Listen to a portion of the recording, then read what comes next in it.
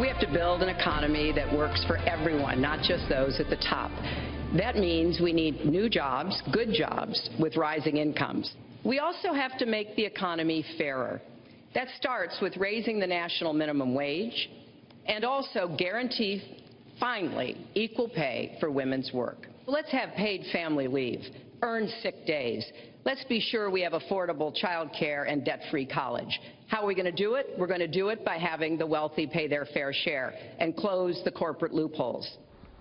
That was Hillary Clinton laying out her economic agenda in Monday night's debate. The Democratic nominee is promising to create new jobs while making the economy fairer. Her plans include a higher minimum wage, paid family leave, and debt-free college. So can she pay for it all by raising taxes on the wealthy and closing corporate loopholes? Let's ask Austan Goolsbee. He's a professor of economics at the University of Chicago and former chair of President Obama's Council of Economic Advisors. So, Austan, good to see you. Thanks for coming in. Yeah, thanks for having me back. Okay, so what is the difference between Hillary Clinton's economic agenda and President Obama's?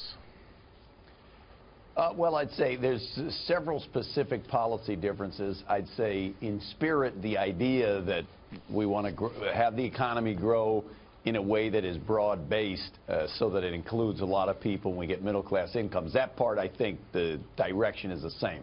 Some of the major policy differences are Hillary Clinton's proposed a quite significant investment in infrastructure, highways, bridges, ports, and that sort of thing. She's got this debt-free college idea and a series of things that are around, let's call it women in the workforce, family leave, child care, early education. Those three categories the president hasn't proposed, so those are a little different. Okay, so but as I see that infrastructure plan, and she has proposed a big one, but that sounds an awful lot to me like what happened in 2009 with the stimulus plan. It's basically a plan the government does the investing, and that's how you get economic growth. Is that not? How is it different? Totally fair. Okay, how is it different? Well, I think it's a little different on both sides. So you see Hillary Clinton proposing not just that the government spends the money. She's proposed an infrastructure bank that's trying to leverage private sector money so that you can get more infrastructure and higher bang for the buck and some things like that. And in the stimulus in 2009, the intention at that time, as you know, because you were critical about it, but the intention was to try to get things that could be immediate, that we could just get out onto the onto the plate, as it were, in the midst of this downturn in a fast way. The Clinton effort is about a longer-term investing in infrastructure. It's not intended to be short-run stimulus infrastructure. It's intended to rebuild the backbone of the country. All right. Now, she's going to pay for it, she says. She's going to increase taxes on investment and high earners, raising, for example, the capital gains tax, among other things. One of the features of this economic recovery that I've noticed, most economists have noticed, is investment, capital investment, business investment has been disappointing. It's been there, but it's been lower than in a lot of other recoveries. How does raising taxes on investment increase investment? Well, the first thing I'd say about that, I think your characterization is somewhat accurate, that the business investment capital expenditure has been relatively disappointing in this recovery. That has been true over the last two recoveries that we're trying to wrap our heads around in the economic sense.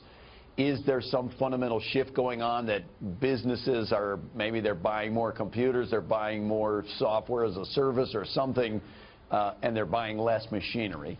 I don't think that the capital gains rates on individuals and their stock investments has very much direct impact on companies deciding whether to build factories and do capital investments. As you know, the tax cost of capital for business investment is about the lowest it's ever been. On both the tax side and the interest rate side, all of those things, we're as pedal to the metal as you can get.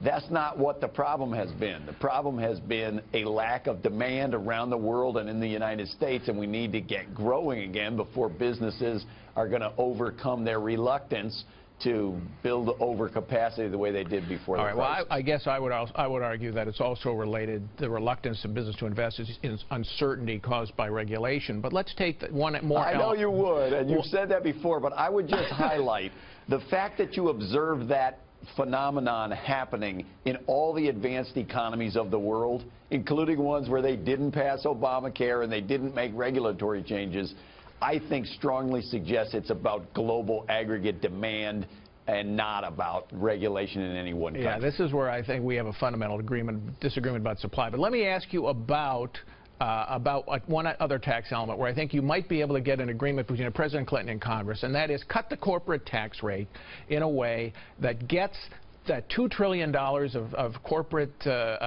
income that's stuffed overseas, bring it back. Why isn't she proposed that kind of a tax cut? Because even President Obama and Jack Lew say that would be helpful. Yeah, well, wait a minute. The President and Jack Lew and the Republicans in Congress, when we were engaged in negotiation over the corporate taxes, I agree we could find a way to broaden the base and lower the rate, and that would be an attractive reform of corporate taxes.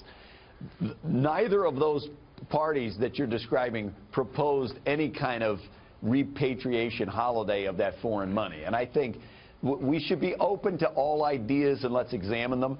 For the people who think that there's a huge cache of free money, I would just highlight two things. One, half the money sitting on corporate balance sheets now is already domestic. It's not being used and it's already sitting here. So I think it's far more likely that you would give this huge tax giveaway to get them to bring the money back to the U.S., and then we would be talking about, well, why is the money sitting here being unused in the U.S.? And the second is, companies do repatriate money now. The Congressional Budget Office has estimated this idea not as a windfall gain. They actually say that costs money over 10 years to do that. So we can't use it for something. We got to find a way to pay for it. Well, we got to also find a way to grow the economy. But thanks, Austan Goolsbee. I appreciate your coming in. Yeah, it's always great to see you.